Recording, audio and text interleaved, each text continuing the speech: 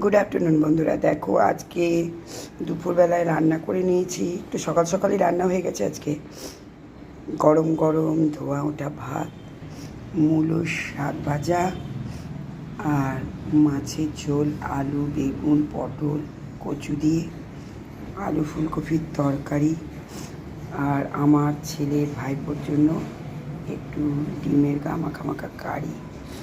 আর এটা কি বলো তো, এটা বলবো না, তোমাদেরকে গেস করতে হবে এটা কি। তাহলে আজকে এই পর্যন্তই, দেখা হচ্ছে পরবর্তী নেক্সট কোনো মিনি ব্লগে। টাটা বন্ধুরা। দেখো আজকে গোড়াবাজার থেকে সকালবেলায় হেঁটে আসার সময় পাকা কলা নিয়ে এসেছি। এখন শীত মানে বিভিন্ন রকম সবজির সমাগম, আর শীতের সময় বিভিন্ন রকম সবজি খেতে সত্যিই খুব ভালো লাগে।